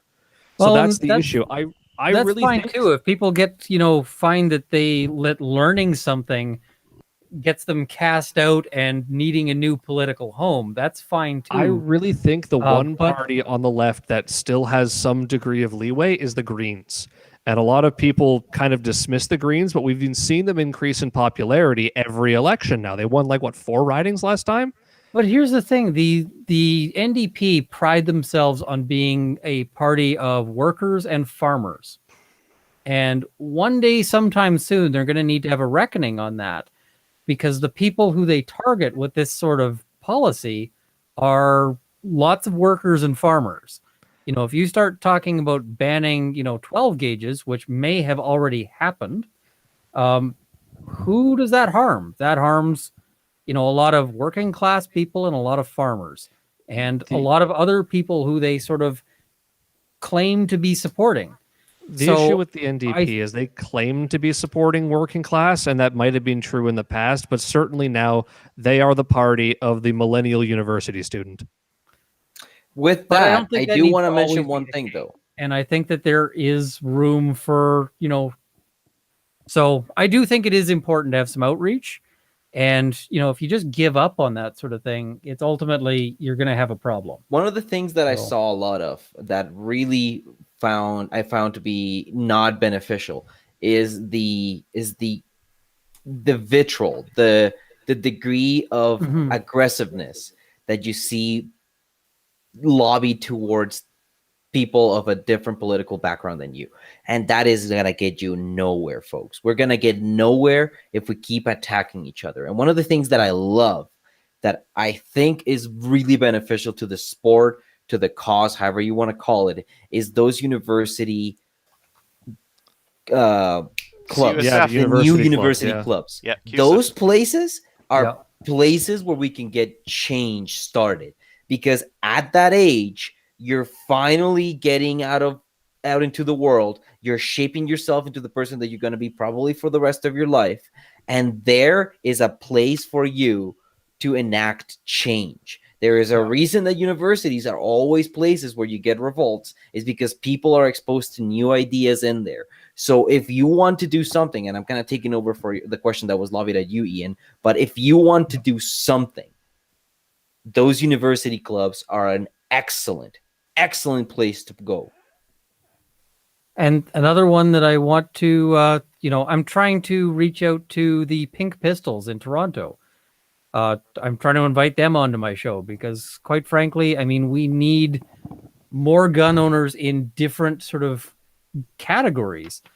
The issue, I think, of the Pink Pistols Canada is very invisible, unfortunately. I don't think a lot of people realize they exist. They exist. There's just the one chapter that I'm aware of that's in Toronto, which, I mean, how's this going to go with this new ban? But, it's people don't really. One thing that people don't typically think is that when you think of like who has a heightened self-defense need, it's often, the groups of people who are marginalized in society. Yeah. It's so reaching out to those groups and is, to my mind, a place where we can sort of win. It's a good idea to reach out to new people. Lots of people out there are, anti-gun because they've never actually tried it. And I will say, I myself, growing up, was pretty strongly anti-gun for a substantial portion of my life. I got better, but I got better because I was able to talk to people who didn't just, call me names and were willing to discuss and reason, things through with me and ask tough questions that I had to sort of investigate and look into, and that eventually changed my mind. So that ability to reach out is important. And if you can't, you might not be the kind of person who can be that kind of outreach person, but you can at least not be that guy that really ruins it for, that, because you don't want to be the guy who a new person goes to the range and is just trying things out and you're the reason they never come back. Yep. So don't be that guy. And also, for people who are wondering, the Pink Pistols is an LGBT gun rights organization. They started out of the U.S., but I think they've really broadened their reach nowadays. Shout out to the University of Guelph student that wants to start their gun club. Keep at it, buddy. Keep at it. Talk to CUSIF, the CUSF. They that's what they're made for, is helping this kind of thing around the country. And I echo what Ian said. If you want to affect change in a real way, there's 2 million PAL owners in Canada. Everyone takes some people out to the range, has a good time. Don't put them on anything too crazy to start with. Get them started on some 22s, some low recoil stuff. Let them enjoy themselves. And I think that we affect change in society that way. Each one of us has a part in doing this. Honestly, one of the things that pisses me off is when I see these videos of some dude who hands his girlfriend like a 12 gauge with 3.5-inch magnums in it as her first gun. That's not how you get people to like guns. That woman's going to be traumatized about guns now because the thing beat her the hell up from it. You start off with a 22 that's got no recoil and then slowly move up in caliber to the point where the person says, all right, this is about where I've hit my level of comfort. But by that point, they've already learned, here's a bunch of other stuff. Some people will be like, oh, well, it's shock therapy. You show them the worst thing first and then go to easier. No, you don't, because they're just going to be scared of all the other stuff now because you've shocked them with that thing first. Don't do that. Somebody reminded me, check out Slamfire Radio. Slamfire Radio too. Yes. Yeah. There are some good videos out there on how to take people, to the range sort of as a first time. I'm probably going to do one of my own in not too long, but don't hand them the magnums to start. I mean, 22 is really rewarding, especially if you're running like a scope, something that you hit where the X is. That's really rewarding. Clays can be very rewarding, but like the recoil's a little bit more, so some people really like that. Uh, Before, one of my favorite things was having them shoot at the AR, because the Yeah, I AR, was just gonna it's say low the ARs. recoil, and they get going on it, and they're like, man, I kind of like this thing. I can shoot 100 meters. I can Well- shoot over and over. Like it's really nice for that kind of And thing. the best thing with the AR is they've heard just in the media how scary it is, how terrible it is. That one reporter who's traumatized and has PTSD from shooting it, and then they go and shoot it, and it shatters all of that because it's not. It's not Yep. scary. It's not high recoil. It's not this big, super powerful thing that cuts a moose in half in one shot that misses No, it. no, you're thinking of the AK. Those are only good for pterodactyls. Well, Thank you, Jack Layton. the expert that they had on from Simon Fraser University on the CBC, he was talking about the AR, and like if you shoot a deer in the head, its head will explode if you shoot it with that. Which I mean, maybe, but like that's what happened with every caliber. I'm remembering that video of the one that gets shot right in the forehead and its eyes pop out. That's yeah. fun fact that was with a 223 as well. So I mean, like it's Oh. not far off, but it's wrong for many other ways. Like hunters don't shoot deer in the head. That was a cull. That was a deer cull that was done by professional shooters. It's not something that happens, and I think No. we've all heard lots of myths and that kind of thing. And yeah, getting someone behind that gun, shooting at the range. They love it. It just comes across like, wow, this is really ergonomic. I can shoot it off the bags. Also, you can have your PAL before you turn 18. You can get a minor's license. So I've ran courses where everybody in the family that was above 12 gets to get their gun license. So get your kids into it started. Whenever talk to your partner, decide when they want to introduce this. And what I tell my students is, you show that kid that gun and they understand what it can do, it's not going to be something that they seek out because it's unknown. It's not something that they're going to fear because it's unknown. If they understand what that does, they get to go in and talk and understand with their friends what it is that these things are actually capable of. I'm 27 and I've had my gun license for 13 years because I'm turning 28 this year. I got my minor's license when I was 15. And you probably wouldn't have been one of those kids who was like, my parents got guns. Let's go unlock them and point them at each other and click the trigger and see what happens. You're probably like, nope, don't touch that. That's in the safe. Nope, I couldn't even get into the safe. Yeah. Which is legally required. But I mean, just it's outreach, folks. Like at this point, the money to the CCFR is gonna help, but we need numbers. We need exposure. We need diversity. We need a wide reach, and we need the voter base that everybody gets the phone call from Angus Reid, and they say, well, what do you think about this? And then if you tell them that you think that this bill sucks and they're in the writing that is going to be decisive in the next election, then maybe something is going to go off in that politician's mind that is looking to implement this and go, we are not going to gain seats from this. Just too many people involved. Too many people who see the point of this, too many people who see like this is something that some people enjoy, and maybe let's just leave it alone. That would be perfect if we can get to that critical mass where we have so There's many just people. too many. Yeah. There's just too many. Yeah, sorry, it's not worth the political risk of taking this on. One thing, if people are not wanting to donate to a political party, that you can potentially try and do, especially if you own a gun that's affected by this, buy someone a firearms license for every gun of yours that was banned as a matter of a political activist thing. The more people who have gun licenses, the more people are involved in shooting sports. So if you're going out and taking that money, that however many hundreds of dollars it is to go and get someone on a course, doing the test, pay for their license and all that, that's more people getting involved in the shooting community. And that is a direct way that you can increase the numbers, is to go out and for every gun of yours that was banned, get someone a gun license, get them into the shooting sports. And then if you want to, start talking about the fact that you did that as many places as you can. The liberals banned my guns, and so I bought gun licenses for as many people as they banned my guns. Try and make it seem as if the liberals are increasing license numbers by doing this as part of this protest political movement. There's a belief that gun ownership in Canada is a minority issue. Keep in mind there are more gun owners, PAL holders in Canada than people that participate in hockey. So Yep, it would be the most popular sport in Canada. We just need to Yep. keep in mind that we're not a minority. We need to add more people to support a cause, and I think that taking people out to the range is fun.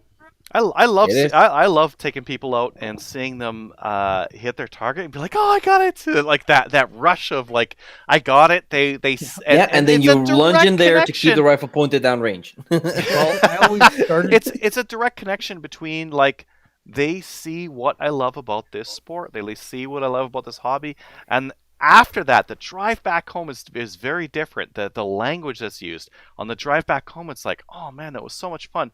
What do I need to do to get an AR-15? What are the rules around it? And you start telling them like, that's some bullshit. I've taken people to the range who start out like totally anti-gun and whatever else, and the first thing I always do, or did when this was legal, pull out the AR-15, set it aside, because at that point they're worried about it. It's a big scary thing, and it's like, this is a side, and then give them the 22 single shot, old Cooey single shot. And that one's great because if they do the thing where they're like excited and they turn, I know there's only one shot in that thing. Yeah, they're turning around, it's empty. Great. But then you move them up, and eventually they're going to be sort of going from eyeing the AR-15 going, I'm nervous about that, to eyeing it going, when do I get to shoot that? And eventually they speak up and are like, I want to try that now, please. And that's sort of when you say, okay, let's try this out. And always you get this sort of reaction. I mean, some people are just like, okay, that was a thing and it's not for me. But lots of people come away going, I get it now. So well, you have to like anchor them with a maximum too, right? Bring out the Mosin Nagant and be like, do you want to shoot like an old a wood rifle from the 1890s? I got it right here. Let's try that one out. Yeah, prone? Go for it. Yeah, try that one. No, I'm joking. I'm it's a little bit of an exaggeration, but even shooting that thing from the bench, you like shoot that, you're like, oh, that was horrible. Give me the AR. I want that one. And they can see like, that wood old bolt action rifle is not as nice to shoot. It's not as ergonomic. It's not as adaptable and flexible to what I need for adjustability as the AR-15. And that's speaking like real... a true capitalist. I'm a capitalist through and through. And I think that a lot of people when they feel it and they get that anchor of here's what a wood rifle, a wood bolt action rifle from the 1890s is like, they're like, okay, I'm glad I tried it, but give me the AR-15, please. Okay, but to be fair, everyone who I've had shoot my SVT-40 has absolutely loved it. The SVT-40 is very nice. The SVT-40 it's a beast unto itself, especially if you get the ones with the 4-port muzzle brake. Those things are a hoot. Yeah, awesome. I've shot that indoors before. It's obnoxious. Do we have anything else to cover? I think there was one dude who really wanted us to cover basically scalping. He was very adamant that Reddit. This is a Reddit post. Yeah, on Reddit. He's very adamant that scalping is harming the gun community, and it is, and I think the mentality of a lot of these old guys with like, for one, that are a lot of the guys who are going and buying 3 Type 81 LMGs and trying to sell them for $4,000 each. Yeah, that is hurting the gun community. And also there is a part of it as well. When you go to like a gun show, I know in Alberta, you guys have great gun shows. In Ontario, our gun shows suck. Go there. They're pretty bad. They're all expensive. Like, I've heard the Calgary gun show. You're thinking about just the size and the variety. Yeah, we got you beat. The biggest one in Canada is in Calgary. Yeah. It always happened on the Easter weekend. It's not happening this year, and it didn't happen last year, much to my sadness. But it's still a gun show, man. It's still a gun show, and you still see 1022s for $500, and you still see Mosin guns for $800. And so that's another thing is when you get all these old guys who are asking like $1,000 for some old crappy 30-30, and they've got like 14 of them, and oh no, Sonny, I know what I got. Yeah, that guy is hurting. Is hurting shooting sports in this country by being a grouchy old crap who's got a whole bunch of guns he's overpricing that he knows no one's ever gonna buy. Like, You're God talking damn, about the some wrong of those- market, though. Those are the Winchester commemorative rifles. Those ones are like this extremely small subset no, of the it's gun not owning even population. that. I've seen these people with just some freaking stupid regular Yeah, ass they like just have post regular- they have 64 garbage. 30-30 for like $1,000, and I'm like, are you stoned? There's this thing you get in the board gaming sphere, and I think it happens in the gun sphere as well, which goes like this.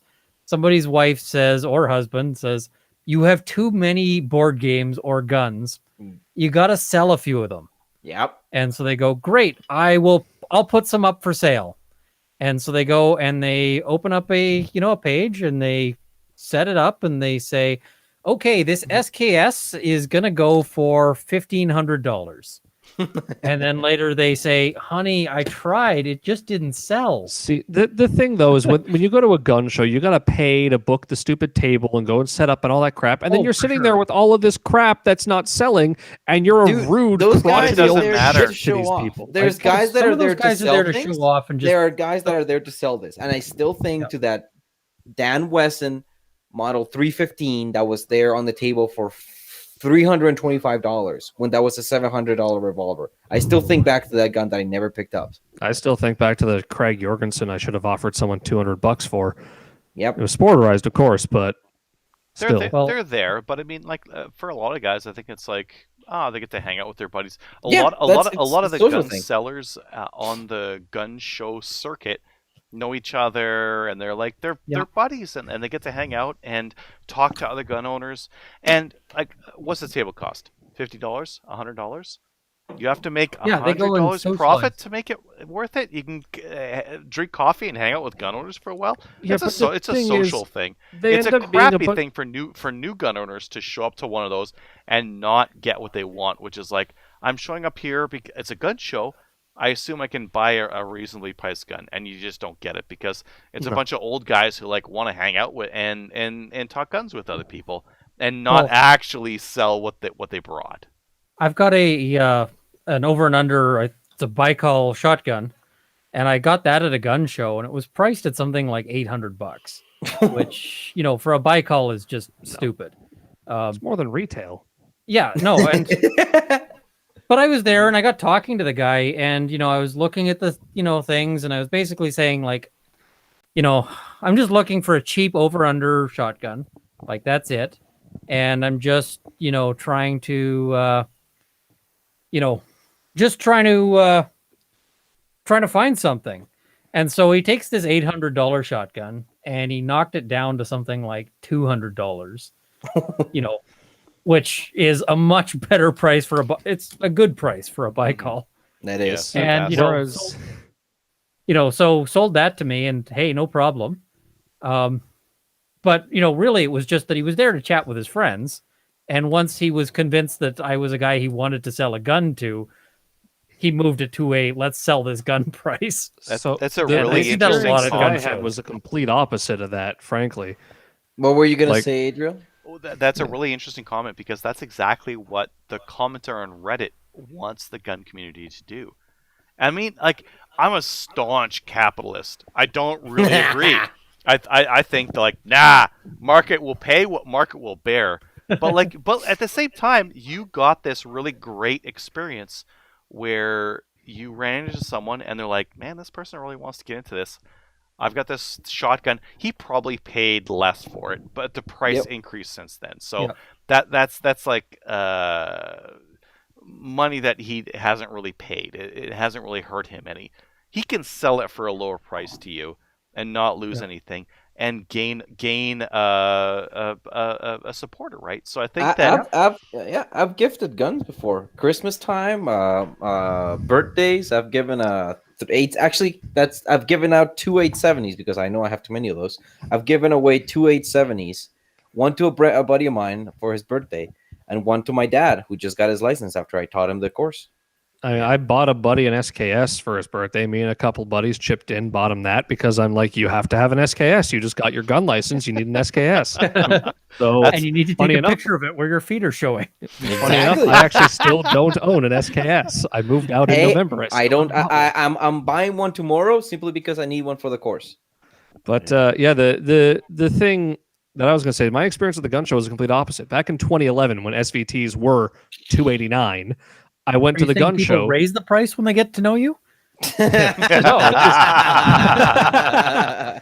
But like, I went to the gun show hoping that maybe I'd be able to find a deal on something, or at least some bit of a reasonable price. And this was when SVTs were everywhere, and they were like $300. Mm-hmm. So I go to the gun show and I see these dudes. I got a table with like 5 SVTs, and they're asking $400 for them. So I go up to the guy and I'm like, "Hey, you willing to negotiate on some of the prices here?" And he's like, "Yeah, I guess suppose. What are you thinking?" And I'm like, "Well, Epps has the SVT right now for $300." And his response was, "Well, if Epps has them for $300, bud, I suggest you go buy as many of them from Epps as you can, because these things are going to go up in price real shortly. And I know all mine are hand-picked, and they're all the finest quality, all the usual bullshit that you're used to hearing." But he was right over the With long this. term. right. No. But He this was was right. 2011. It took until 2015 for them to go up in price any significant amount of value. It took 4 years. He from was then. a I bought- long-term He was visionary. he was the people still holding on to GameStop stock. No, this was like the way he talked is that these were going to go up in price in like 3 months. They didn't. They were- always did. That's the same thing that they've been saying first about Lee Enfields, then about Springfield 1903s, then Mosins, K31s, SVTs. SKSs are going to go up in price at some point. They They are. already They're are. slowly. But the thing with this is they were available at every single retailer for $300 or less, and this guy wanted $100 more than It's that. the just 'cause he gun was at the show. gun. It's the And gun so- show hike, dude. It's the And gun. he You wasn't don't go willing there. to negotiate. So I didn't know that. It was my first time going to the gun show, and my You thought don't of them ever, from okay, hearing about here's them here's a real was- pro tip. Don't ever go to a gun show unless you're with somebody like me or Adriel or you now. Don't. If you've That's never what I did with bought my a buddy. gun, Is when I don't go went- to a gun show unless you're with somebody like that me and my owns buddy guns. went to a gun show afterwards. So I told them, expect to be disappointed. We're gonna go take a look, but expect to be disappointed. And sure enough, but like when I went there after he did that, I'm like, okay, fine, screw this. I went home and bought it from SFRC for $289 for the There damn you thing. go. So But you there you saw go. it. You got to like feel it. Is this something Yeah. I want? I am actually on a CTV report about the closing of wholesale sports, specifically saying, yeah, I go to gun shops to try the guns, then I go online and I find them for cheaper and I buy them from them. yep. It's a reason. I will still go to Cabela's and I will still go to Proline and I will still go into the Calgary Shooting Center. I just bought a mare's leg from a shop in Lethbridge that I have never seen ever. I had to buy it over the phone. I had to get my credit card over the phone to buy this gun because it's the only one that has it, and I gotta support local. I could give my money to Cabela's and then that goes to the U.S. I could buy the gun from anywhere else that has it in stock, except they didn't. But I went with this hole in the wall, for all I know, or Bashaw Sports, which by the way is an excellent shop. But if you go look at the map, Bashaw is a pinhole in the map in the middle of Alberta. Oh, I mean, I remember buying a gun over the phone from where the hell was it? What did you say, Adrian? Prophet River. Prophet is amazing. SIR was amazing too. I'm watching my chat here on Hunting Gear Guy. Can you manufacture firearms for personal use? Was one question. The other one was, can we ask Ian for feet pics? Ooh. You can ask, but that's just creepy. And no. oh, you've been memed. You see, I saw you saw the chat. Oh, the I saw chat that. I mean, it's Thundercock. not 100% accurate, but it was funny. Oh, I'm surprised it took this long to see a chat Thundercock Ian. See, I was not surprised that I eventually showed up in a Chad versus Virgin meme. I just kind of thought I'd be on the other side of it. I think that's the best way to end this right now. What do you think? Yeah, We good? We're there. We're there. Yeah. We're good. All right, folks. I hope this has been educational. Join university associations, become active, pay people for their pals, or pay for their pals for people. Don't pay for pals for people. That's illegal. Yeah. Take people out to the range. Take people out to the range and Go get our pal and pal from the Foothills Firearms training. Yeah. in Calgary. Yeah. Go or watch... anywhere around. I travel. You travel? And go watch Slamfire Radio and subscribe to Runkle of the Bailey and watch anime for Krazee. One day I need to. I'm the only person without like a YouTube channel on this. Yeah, I need to go and get started on that. Okay, ready? Kill it in 3, 2, 1. Peace out.